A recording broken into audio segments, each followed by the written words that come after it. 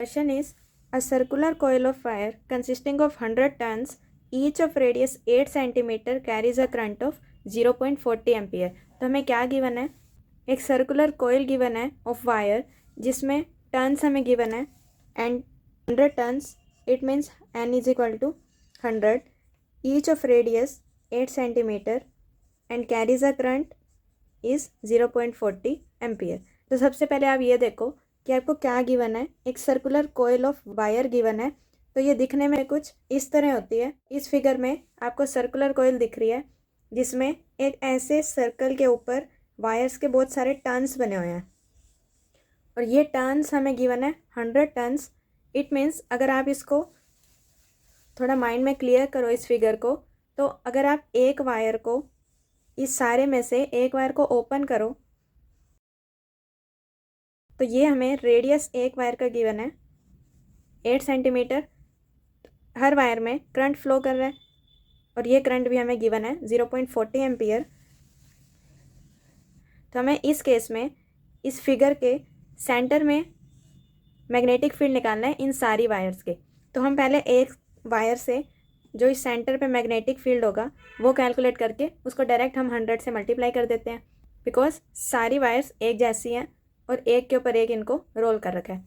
तो यहाँ कौन सा फॉर्मूला यूज़ होगा कि अगर करंट कैरिंग कंडक्टर है या करंट कैरिंग लूप है, उसकी वजह से मैग्नेटिक फील्ड किसी पॉइंट पे निकालनी हो, यूज़ करते हैं हम using Biot Savart law, that is dB is equal to mu naught by 4 pi I dl sine theta by r square. ये हमारा फॉर्मूला होता है जहाँ पे r इज़ द रेडियस। लेकिन इस केस में इसी का यूज़ करके हमारा फॉर्मूला आता है b is equal to mu naught by 4 पाई।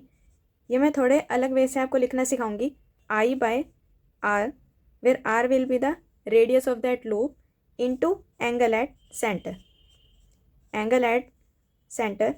अब ये फॉर्मूला अभी के लिए लर्न करो, इस वीडियो के एंड में मैं आपको बताऊंगी कि ये फॉर्मूला कहाँ से आएगा।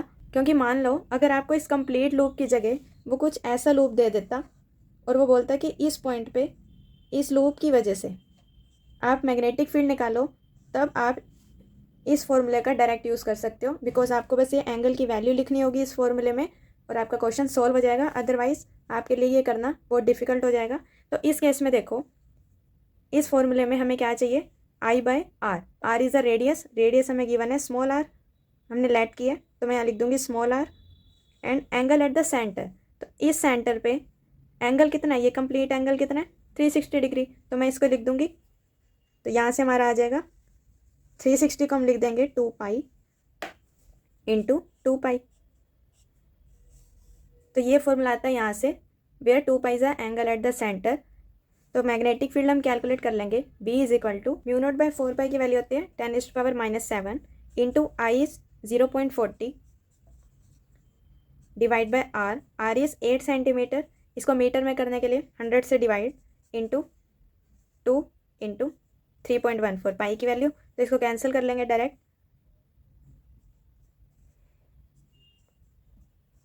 तो यहाँ से हमारा आ गया 5 2 10 इंटू 3.14 इंटू 10⁻⁻7 और 3.14 इंटू 10⁻⁻6 और मैग्नेटिक फील्ड की यूनिट होती है टेस्ला। तो ये हमारी I magnetic field due to a single loop और हमें गिवन है ऐसी सेम 100 टर्न्स हैं, तो नेट मैग्नेटिक फील्ड आ जाएगा 100 इंटू, ये हम B1 से डिनोट कर लेते हैं B1, तो इंटू B1 वे 3.14 इंटू 10⁻⁻4 टेस्ला। तो ये हमारी आ गई net magnetic field at the centre of this complete circular coil. अगर आप देखना चाहते हो कि ये फॉर्मूला कहाँ से आया, तो आप बिल्कुल छोटी सी डेरिवेशन है।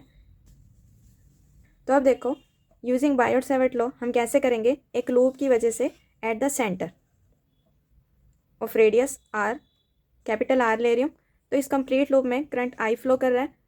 अब यहाँ पे dl क्या होता है, स्मॉल एलिमेंट। तो अगर मैंने मान लिया ये मेरा स्मॉल एलिमेंट है dl, दिस इज dl, तो नेट मैग्नेटिक फील्ड कैसे निकालेंगे, dB को इंटीग्रेट करना पड़ेगा, dB 0 to b mu naught by 4 pi, इसको हम बाहर ले लेंगे, इंटीग्रेशन आ जाएगा I into dl into sine theta. अब साइन थीटा देखो, इस एलिमेंट की वजह से मैं कह रही हूँ ये मेरा 90 डिग्री बना रहा है dl, इस पॉइंट पे, तो sine 90 is 1 divide by R का स्क्वायर, यस इट इज़। तो यहाँ से आ जाएगा डी बी का integration is B mu naught by 4 pi I by, और इसकी इंटीग्रेशन आएगी डी एल कहाँ से कहाँ तक जा रहा है, 0 से 2 पाई आर, 0 से 2 पाई आर, तो यहाँ से आ गया I divide by R square into D L का integration is 2 pi R. So R से आर कैंसिल, यही फॉर्मूला मैंने आपको डायरेक्ट लिखवाया था, mu naught by 4 pi I by R into angle at the centre 2 pi. ठीक है, तो आप यहाँ लिख सकते हो एंगल एट द सेंटर।